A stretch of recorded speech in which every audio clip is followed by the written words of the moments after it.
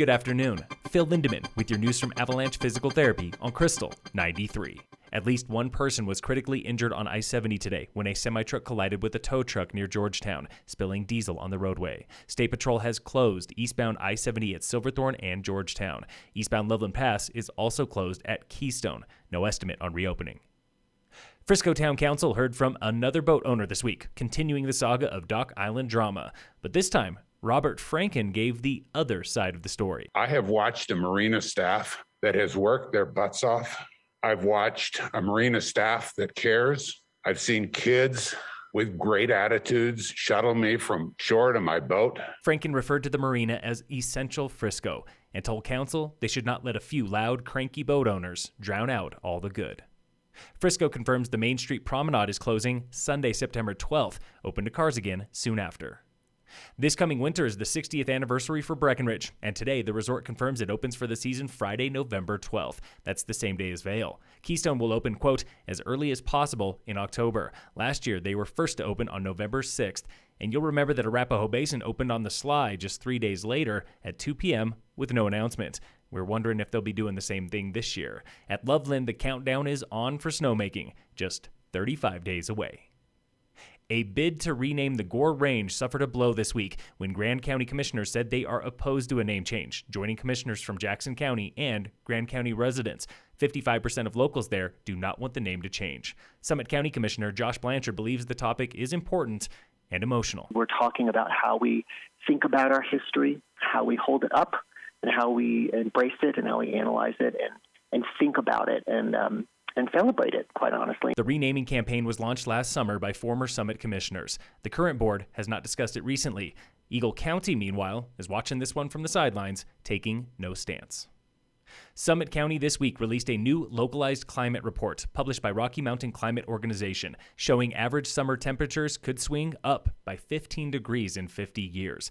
We've been asking local stakeholders what they think of the findings. Ryan Hyland with Town of Silverthorne thinking about air conditioning. Historically, that's really not something you talk about in our climate, and that's why the Climate Action Plan is important in putting those things in place to see if we can move the dial there and not end up in those scenarios that are outlined in the report. Every local town has adopted the Climate Action Plan, what Commissioner Josh Blanchard calls more important than ever. What I see is consensus and collaboration in terms of working toward these goals. And again, as this climate study tells us, we're on the right track and we may need to be more aggressive. Jess Hoover of High Country Conservation Center believes Summit can be a leader for the state and even the nation. We have a large opportunity to influence change because we host hundreds of thousands of visitors here every year.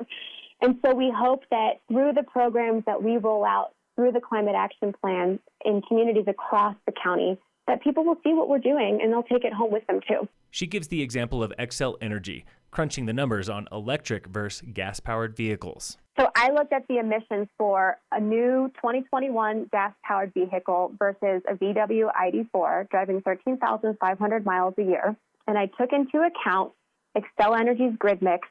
And even when you consider the fact that our grid is only 30% renewable right now, the electric car produced half as many emissions in a year as a brand new gas-powered vehicle. Xcel has committed to fully renewable energy in 50 years. Summit's Climate Action Plan aims to slash emissions by 50% in 10 years, 80% in 30 years, starting with electric buses and town fleets and commuter charging stations.